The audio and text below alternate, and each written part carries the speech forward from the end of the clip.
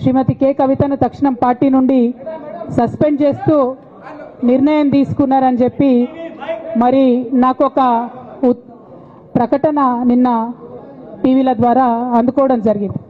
ఏది పడితే అది చిల్వల్ పల్వల్గా నా మీద రాపించడం, ప్రచారం చేయడం, చాలా దారుణమైనటువంటి పనులు పార్టీలో ఉన్నటువంటి కొందరు పని కట్టుకొని కత్తి కట్టుకొని నా మీద చేయడం జరిగింది.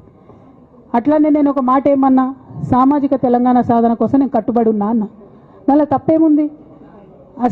అసలు నాకు జన్మనిచ్చినటువంటి నా తండ్రి, ఈ ప్రాణాన్ని భిక్షగా ఇచ్చినటువంటి నా తండ్రి, ఆయన చిటికెన వేలు పట్టుకొని నేను ఓనమాలు నేర్చుకున్న ఉద్యమాలు ఎట్లా చేయాలని, ఆయన చిటికెల వేలు పట్టుకొని ప్రజలంటే ఏంది, ప్రజా సమస్యలు అంటే ఏంది, ఎందుకోసం దాని మీద గలమెత్తాలని చెప్పి నేను నేర్చుకున్నా. ఆ నాయకుడి స్ఫూర్తిగానే నేను సామాజిక తెలంగాణ మాట్లాడినా. భారతదేశం మొత్తంలో ఇన్ని రాష్ట్రాల్లో ముఖ్యమంత్రులు అయితే 75 ఏళ్ళ స్వతంత్ర భారతదేశం, 79 ఏళ్ళు స్వతంత్ర భారతదేశంలో దళితులకి 3 ఎకరాల భూమి ఇస్తా అని చెప్పినటువంటి ఏకైక గొప్ప నాయకుడు కేసీఆర్ గారు.